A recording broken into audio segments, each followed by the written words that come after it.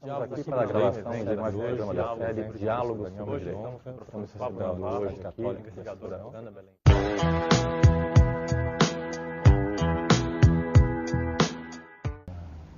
Diálogos sobre o Direito recebe hoje o professor Robson Maia para um bate-papo muito especial, discutindo como pano de fundo o capítulo 11 do nosso curso, que trabalha com lançamento, crédito tributário e extinção, modalidades de extinção do crédito tributário, e especialmente a pedido da ANFIP, da Associação Nacional dos Auditores Fiscais, nós vamos discutir um tema muito presente, muito instigante, que é a possibilidade jurídica da transação no direito tributário. Convidei especialmente o professor Robson Maia, porque no mestrado escreveu uma tese fabulosa vinculada à extinção da obrigação tributária, focando decadência e prescrição, e especificamente focando os efeitos da extinção do crédito no que diz respeito ao controle de constitucionalidade. E aí, Maia, tudo bem? Bom dia. Tudo bem, é um prazer voltar aqui a esta casa para discutir um assunto tão interessante, tão falado nos meios de comunicação, e tão debatido internamente no meio da Procuradoria da Receita Federal, menos na Receita Federal, mas que precisa ser posto para o grande público, para os estudantes, para os professores, para a comunidade científica em geral. E é para isso que nós estamos aqui, para analisar um pouco esse anteprojeto de lei de transação, que de transação tem muito pouco, né? Um anteprojeto bem geral mesmo, trata de transação, trata de concessões, trata de organização, de certa forma, de um reequilíbrio, bem ou mal, certo ou errado, das autoridades que participam da constituição, da suspensão e da extinção do crédito tributário. Na verdade, o que a gente vê de fundo é um deslocamento da competência do Poder Legislativo, da Receita Federal e do Poder Judiciário para a Procuradoria da Fazenda Nacional. É bem nítido essa transferência, né? Eu não sei até que ponto o Judiciário já se deu conta, eu não sei até que ponto a própria Receita Federal já se deu conta do seu esvaziamento das suas competências, né? Há uma transferência explícita a pretexto, e me parece que a premissa é falsa, a pretexto de que há uma certa ineficiência na arrecadação e na eficiência da máquina administrativa na arrecadação do crédito tributário. E o que é contraditório, porque a nossa Receita Federal hoje em dia é visitada, prestigiada internacionalmente pelos seus recordes de arrecadação. Os técnicos da Receita Federal, o modelo atual, serve de espelho para o mundo todo, né? Nós temos aí que nos orgulhar da Receita Federal e também da Receita Estadual de alguns estados que têm trabalhado aí de forma, uma parceria com a Receita Federal e tem servido de parâmetro para outros estados, para os Estados Unidos. Toda a Receita Federal, por exemplo, dos estados da África estão sendo montados com os olhos voltados para a Receita Federal do Brasil. A Ásia, os países, os emergentes, estão de olho na Receita Federal, na forma de controle, de constituição e, principalmente, de acompanhamento do crédito tributário e de acompanhamento do patrimônio dos devedores ditos contumazes da Receita Federal. E, além disso, a Procuradoria da Fazenda Nacional vem dando shows também, não é? Não tem dúvida, é um grande... Eu tenho até acompanhado na minha atividade privada de advogado, acompanhado o show que tem dado a Procuradoria da Fazenda Nacional, tanto no juiz de primeira instância, nos tribunais superiores em Brasília. Matérias importantes e que nós, contribuintes, estávamos lutando contra a Receita Federal, foram revertidas com brilhantismo pela Procuradoria, tanto no STJ, é o caso do crédito prêmio de IPI, alíquota zero isenção não tributário no STF. Por um lado, como contribuinte, às vezes você fica um pouco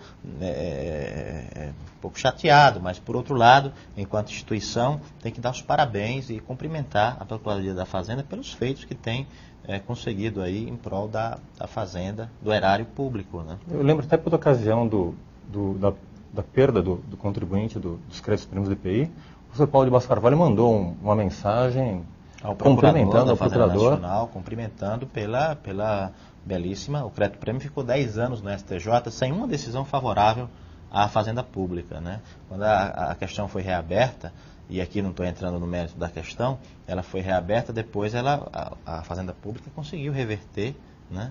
E hoje predomina no STJ a tese de que foi extinto nos anos 90.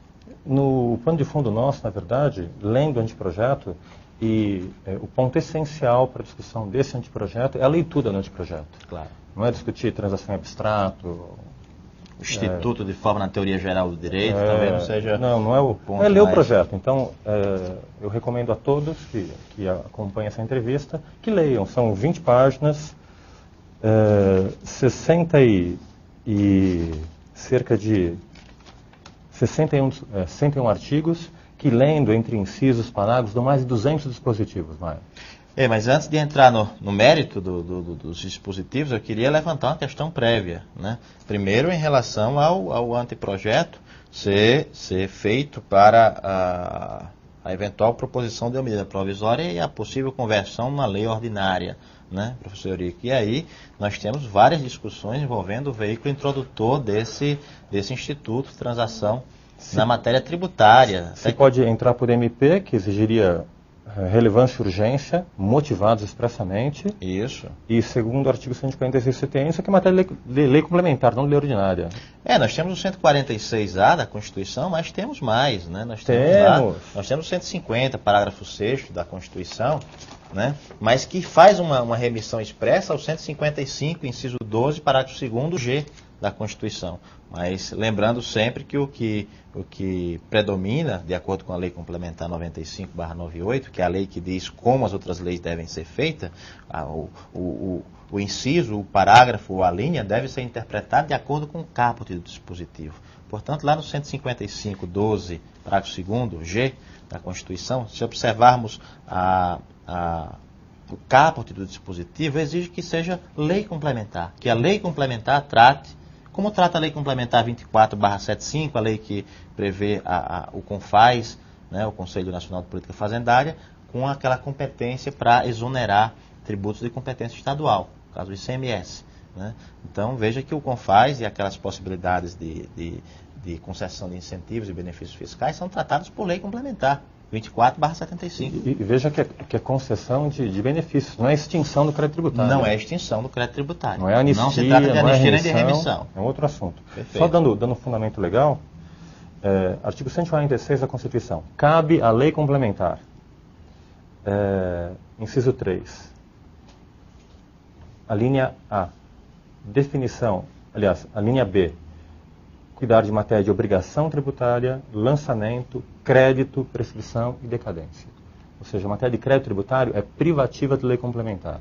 Há um projeto em andamento também que altera o CTN e fala da possibilidade de criar uma lei de transação geral. Não tem o mínimo efeito, porque o CTN não pode delegar para a lei ordinária aquilo que ele não tem competência, senão para ele mesmo tratar através da lei complementar. Exato. Ou seja, é matéria restritiva de lei complementar. E só encerrando outro dispositivo que você citou, que é o artigo 150... 150, parágrafo 6º, aqui no finalzinho da... Está aqui, ó, artigo 150, parágrafo 6º. Qualquer subsídio ou isenção, redução de base de cálculo, concessão de crédito presumido, anistia ou remissão, relativos a impostos, taxas ou contribuições, só poderá ser concedido mediante lei específica, federal, estadual ou municipal, que regule exclusivamente... Esse exclusivamente já está... dando ensejo que eu tenho que levar em conta o contexto em que eu estou concedendo a anistia, não é uma lei geral, é uma lei específica. Acima enumerados, ou o correspondente tributo ou contribuição, sem prejuízo do artigo 155, parágrafo 2, inciso 2. E a linha G. Daí eu vou para o 155... Parágrafo 2º, olha o caput do inciso 12. O que é que diz? O caput do inciso 12. Inciso 12 do parágrafo 2. Cabe à lei complementar. Ou seja, essa linha G tem que ser regida também por lei complementar. Seja, então, com fundamento no 146, seja com fundamento no... 150, parágrafo 6, seja com fundamento no 155, 12, parágrafo 2º, 12G, teria que ser por lei complementar. Mas tem mais. Tem mais ainda a dizer sobre o veículo introdutor. Né? Há uma certa, mais na parte final do projeto de lei, diz que a transação não pode implicar redução de tributo. E aí, a não ser aquela quantidade, aquele objeto aquela prestação que foi objeto da transação, que aí já não seria tributo. Veja, tem um dispositivo específico do projeto, do anteprojeto, que aí diz o seguinte, olha, define o que é tributo ou o que não é tributo pela forma da sua extinção. Se sua extinção for por transação, aí, me parece num contrassenso, não seria tributo. Ora, a definição se é ou não tributo não é pela forma de extinção. A definição é lá pelo artigo 3º, bem ou mal, certo ou errado, critique-se o quanto quiser o artigo 3º, mas a definição de tributo está no artigo 3º. E me parece que nós teríamos aí também, com essa, caso seja aprovado esse anteprojeto, nós teríamos aí uma modificação do conceito de tributo, lá do artigo 3º. Mas vamos, antes de entrar na lei e passar por vários dispositivos, que eu tive dificuldade de interpretá-los, assim, pela própria construção dos dispositivos, até para verificar se foi dificuldade minha, se você compartilha disso ou não, colocar algumas perguntas estruturantes, na verdade um trabalho que eu preparei para um artigo de jornal, indagando sobre os fundamentos e a importância da transação no nosso contexto cultural. A primeira questão é quais são os efeitos do presente anteprojeto de transação no direito tributário. O que é que ele vai provocar no direito tributário? Será que ele é interessante para o contribuinte, para o empresário? Será que ele é bom para o empresário? Para a nossa institucionalização da nossa economia, para as regras do jogo? Será que ele é bom? Estou discutindo reforma tributária, está tendo uma transação agora. Será que é boa essa transação para o contribuinte? No primeiro momento, parece que eu vou transacionar, vou poder resolver, mas será que isso não tem outros reflexos? Uma outra questão é que a bandeira da transação é saber se ela gerará resultados positivos sobre a eficiência do fisco e a solução de conflitos tributários. O fato que o fisco, como nós conversamos no começo, já está muito eficiente. Extremamente eficiente, deveria ser prestigiado esse modelo de eficiência que está aí, né? Só que o anteprojeto, ao contrário, ele segue numa linha, me parece, que é uma leitura minha em particular, de absoluto desprestígio em relação à Receita Federal. A partir do momento que eu posso transacionar, não importa mais o auto de infração, não importa mais a prova, não importa mais o conselho de contribuintes. A qualquer momento eu posso transacionar. Passa a ser apenas um índice de quantitativo de quanto, né, limitando aquele teto da transação. Para baixo, tudo pode. E não importa a qualidade do auto de infração também. Porque não. qualquer conflito gerado já é motivação para a transação. Exato. Isso vai estar motivando, na verdade, vai estar criando até autos de infração improcedentes, muitas vezes, simplesmente para gerar a transação. Sobre os efeitos em relação aos contribuintes, eu faria uma pergunta bem objetiva, né? Supondo que você tivesse a garantia de que esse projeto seria aprovado do jeito que está aí, do jeito que está posto, e você deve hoje, vamos supor, 5 milhões de reais. Você pagaria este tributo ou esperaria a aprovação desse anteprojeto? Obviamente, esperaria a aprovação do anteprojeto para não pagar 5 milhões, pagar 4, pagar 3, pagar 2. Aliás... Aí é que eu penso, se você me fizer essa pergunta de volta, eu fico na dúvida, será que eu espero ou que eu pago? Porque os critérios para se fazer essa futura transação, supondo que o projeto seja aprovado como está hoje, o anteprojeto, né, não vai me garantir, primeiro, que eu tenha acesso a essa transação. E quais são os critérios que vão me permitir quantificar esse crédito tributário transacionado lá no final. Então, veja o estado de insegurança jurídica. Você me responde dizendo que sim, que esperaria. Pela forma que está posta aqui, em princípio eu também daria essa resposta. Mas logo depois, quando eu volto para a composição da Câmara de transação, quando eu volto para os requisitos da transação, quando eu volto para a estrutura do processo de transação, eu começo a ter uma certa insegurança jurídica. Como é que eu vou transacionar? Aparentemente, a palavra transação, pelo simples fato do seu conteúdo semântico aí já implicar, aí trazendo da teoria geral do direito, concessões recíprocas, então a primeira ideia é pensar que se vai haver uma concessão do lado da Receita, então vai haver diminuição do crédito tributário. Se vai haver diminuição, então vamos esperar para pagar quando for aprovado esse projeto de transação. É perigosa essa conclusão, tanto a minha quanto a sua. Eu, sinceramente, não saberia dar essa resposta de pronto. E o outro problema concreto que nós temos é que não há critérios legais para transação. Ou seja, é um regime de exceção do direito tributário em que, na verdade, discricionariamente essas câmaras vão estar dispondo sobre quanto vão dar de desconto ou para quem vão dar esses descontos. Então, saímos, na verdade, do regime de legalidade, de igualdade, de livre concorrência, para entrar num cálculo inseguro e contingente. Só concluir as perguntas aqui, Maia, uma outra questão importante também, se a transação atenderá aos reclamos de tributação mais justa, eficiente e racional, que a gente sempre discute em reforma tributária. Se institucionalmente, que alterações provocará no sistema tributário e na ideia do Estado de Direito? Até que ponto uma transação, criando um regime de exceção com a legalidade, não afeta a própria ideia do Estado de Direito? E outra pergunta muito pragmática é quem ganha e quem perde com o presente projeto de transação de direito tributário, que se espreita silenciosamente em forma de medida provisória, como nós dissemos antes, sem qualquer requisito de relevância e urgência. A Receita está batendo recorde de arrecadação, então não tem urgência nenhuma nisso e não tem nenhuma relevância específica para justificar a MP.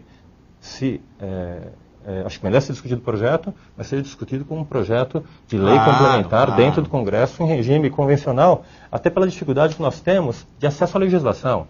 O projeto vai mudando e nós não temos acesso até para estar discutindo o projeto. Nem o projeto, nem as mudanças. Nem as mudanças. Né? Eu queria muito, como um agente que participa do meio jurídico, eu queria muito discutir, ter acesso às propostas, pesar e só pesar as propostas e contrapropostas, mas eu também não tenho acesso. Eu tenho acesso mais pelos jornais, porque os sites oficiais não publicam na íntegra